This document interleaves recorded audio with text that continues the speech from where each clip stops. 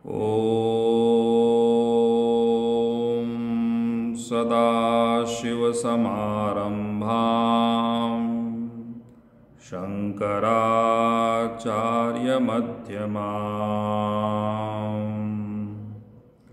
अस्मदाचार्यपर्यन्तां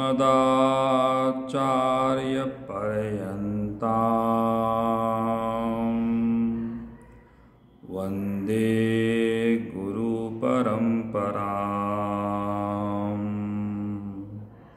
वन्दे गुरुपरम्पराम्।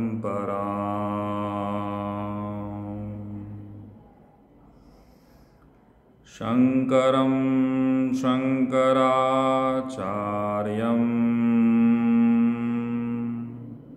केशवं बादरायणं सूत्रभाष्यकृतौ वन्दे भगवन्तौ पुनः पुनः भगवन्तौ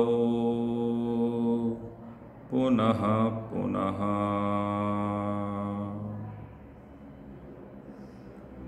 सर्वेभ्यः नमो नमः। पंडित सुंदरलाल शर्मा मुक्त विश्वविद्यालय के संस्कृत विभाग की व्याख्यानमाला में आप सभी विद्यार्थियों का हार्दिक स्वागत है। अपने इस स्वाध्याय के क्रम में आज हम वेदांत सार नामक ग्रंथ, जो कि यति सदानंद जी द्वारा रचित है, इस पर कुछ विचार करने का प्रयास करेंगे। वेदांत सार नामक ग्रंथ वेदांत दर्शन का एक प्रकरण ग्रंथ के रूप में मान्यता प्राप्त है। आइए इस चर्चा के क्रम को हम प्रारंभ करते हैं। वेदांत दर्शन के अध्ययन हेतु मुख्य रूप से प्रस्थानत्रयी का उल्लेख हमें प्राप्त होता है, अर्थात जो भी जिज्ञासु वेदांत दर्शन का अध्ययन करना चाहते हैं उनके लिए प्रस्थानत्रयी का ज्ञान भी आवश्यक बतलाया गया है। प्रस्थान, जैसा कि शब्द से ही विदित होता है, कहीं जाना, अर्थात प्रस्थान शब्द का अर्थ कहीं जाना।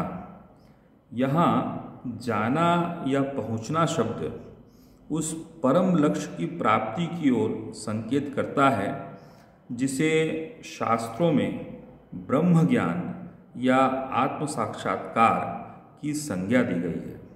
अर्थात जब कोई जिज्ञासु या साधक अपने जीव भाव से ब्रह्म भाव में स्थित होना चाहता है तो उसे प्रस्थान करना होगा, ऐसा कहा जाता है। प्रस्थीयते इति प्रस्थानम, अर्थात इस प्रस्थान को सिद्ध करने या उसके प्राप्तव्य के लिए शास्त्र में 3 ग्रंथों के स्वाध्याय की अनिवार्यता कही गई है। इन्हीं 3 ग्रंथों को प्रस्थानत्रयी ऐसे संबोधित किया गया है। अब यह प्रस्थानत्रयी में कौन कौन से ग्रंथ हैं, इस पर हम लोग थोड़ा विचार करेंगे। तो हम देखते हैं कि प्रस्थानत्रयी में जो पहला ग्रंथ है वह है श्रुति प्रस्थान। पहले प्रस्थान को श्रुति प्रस्थान ऐसा कहा गया। जो दूसरा प्रस्थान है उसे स्मृति प्रस्थान ऐसा कहा गया, और जो तीसरा प्रस्थान है उसे सूत्र प्रस्थान या न्याय प्रस्थान कहा गया है। वेदांत कहने से अभिप्राय इन तीनों ग्रंथों से ही होता है, अर्थात श्रुति प्रस्थान, स्मृति प्रस्थान और सूत्र प्रस्थान। इन तीनों प्रस्थानों का अध्येता ही जो है वह वेदांत दर्शन का अध्येता माना जाता है। अब हम देखते हैं कि इन सभी प्रस्थानों का क्या अभिप्राय है। तो जैसा कि हम लोगों ने पहले सुना कि पहला प्रस्थान जो है वह श्रुति प्रस्थान है। तो श्रुति प्रस्थान के अंतर्गत उपनिषद आदि ग्रंथ जो हैं, मूल रूप से हम कहेंगे उपनिषद साहित्य जो है वह श्रुति प्रस्थान के अंतर्गत आते हैं। फिर इसके पश्चात हमने सुना कि दूसरा प्रस्थान जो है वह स्मृति प्रस्थान है। तो स्मृति प्रस्थान के अंतर्गत जो है वह जो शास्त्र आते हैं वह है श्रीमद् भगवत गीता। और जो तीसरा प्रस्थान है जिसे हम लोगों ने सूत्र प्रस्थान के रूप में जाना, इसके अंतर्गत जो है वह ब्रह्म सूत्र को रखा गया है। तो वेदांत दर्शन के जिज्ञासुओं हेतु यह 3 ग्रंथ जो हैं वह मुख्य रूप से अधीतव्य हैं, या हम ऐसा कह सकते हैं कि उन्हें इन तीनों ग्रंथों को पढ़ना या इनका अध्ययन करना नितांत आवश्यक माना गया है। और जिसने इन तीनों ग्रंथों का अध्ययन कर लिया हो उसे ही जो है वह वेदांती की संज्ञा शास्त्र प्रदान करते हैं। जिस तरह से हम देखते हैं कि यह संसार जो है वह अपौरुषेय है, अर्थात स्वाभाविक रूप से हम देखते हैं कि संसार की उत्पत्ति जो है वो किसी मनुष्य आदि जो जीव हैं उनके माध्यम से नहीं हुई है। इसी प्रकार से शास्त्र कहते हैं कि हमारे यह जो वेद आदि ग्रंथ हैं यह भी जो हैं यह अपौरुषेय हैं, अर्थात इनका निर्माण करने वाला कोई मनुष्य नहीं है, और जो मनुष्यों के द्वारा निर्मित नहीं है उसे ही जो है वह अपौरुषेय की संज्ञा दी जाती है। तो इसी प्रकार हम देखते हैं कि यह जो वैदिक शास्त्र भी जो हैं हमारे वह अपौरुषेय माने जाते हैं, अर्थात ईश्वर ने स्वयं इनकी रचना की है ऐसा हम मानते हैं। अब जैसा कि हम विचार कर रहे हैं कि पहला प्रस्थान है अपना श्रुति प्रस्थान, तो यह श्रुति प्रस्थान जो है वह श्रुति परंपरा से प्रवाहमान गुरु परंपरा जो कि चिरंतन काल से प्रवाहमान है उसका उदाहरण है बोलना चाहिए। दूसरा ग्रंथ जो है वह स्मृति प्रस्थान, इसका अभिप्राय उन ग्रंथों से है जो एक काल विशेष में प्रकट हुए, किसी ने उनका गुरुमुख से उसका श्रवण किया, उसके बाद उसका लेखन भी हुआ, जैसे श्रीमद् भगवत गीता जो कि किसी कालखंड में प्रकट हुई और वेदव्यास जी के द्वारा अवान्तर में इसका लेखन भी हुआ, इसलिए इसे जो है वह स्मृति प्रस्थान कहते हैं। इसी तरह से जो अन्यान्य स्मृति ग्रंथ हैं, स्मृति ग्रंथ भी हमें दृष्टिगोचर होते हैं, जैसे कि मनुस्मृति है, याज्ञवल्क्य स्मृति है और नारद स्मृति है। यह सब ग्रंथ जो हैं वो स्मृति ग्रंथों के रूप में आते हैं। तो इस प्रकार से यह स्मृति प्रस्थान के ग्रंथ हैं, पर मुख्य रूप से जो स्मृति प्रस्थान में रखा गया है वह श्रीमद् भगवत गीता को ही रखा गया है। और तीसरा अपना जो प्रस्थान है वह है सूत्र प्रस्थान, जिसके अंतर्गत ब्रह्म सूत्र को रखा गया है। और हम सभी जानते हैं कि ब्रह्म सूत्र का लेखन महर्षि वेदव्यास जी के द्वारा किया गया है। मूल रूप से देखते हैं तो ब्रह्म सूत्र में लगभग 555 सूत्र हैं। यह वेदांत का एक मूल ग्रंथ है और वेदांत के अध्येता के लिए जो है वह प्रस्थानत्रयी का अध्ययन जो है वह नितांत आवश्यक माना गया है। ब्रह्म सूत्रों की रचना के विषय में हम पाते हैं कि महर्षि वेदव्यास ने लगभग 10 उपनिषदों के ज्ञान का संकलन करते हुए ब्रह्म सूत्रों की रचना की, और इन्हीं 10 उपनिषदों के ऊपर भगवान शंकराचार्य ने भाष्य लिखा। अब यह प्रश्न स्वाभाविक रूप से आता है कि यह 10 उपनिषद कौन कौन से हैं। तो हमारे समक्ष एक श्लोक आता है ईशक्येन कंठ प्रश्न मांडुक्यः तैत्तिरीयः एतरेयश्च छांदोग्यम बृहदारण्यकम तथा।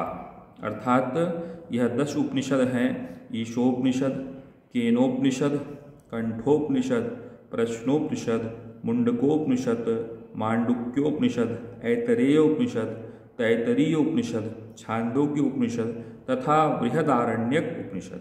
ये 10 उपनिषद जो हैं उनका वर्णन हमको प्राप्त होता है। और प्रस्थानत्रयी पर सबसे प्रमाणिक व्याख्या जो है वो आदि गुरु शंकराचार्य की ही हमको प्राप्त होती है। यह सभी आप लोगों ने कभी अध्ययन किया होगा और विद्वज्जनों का भी यही मानना है।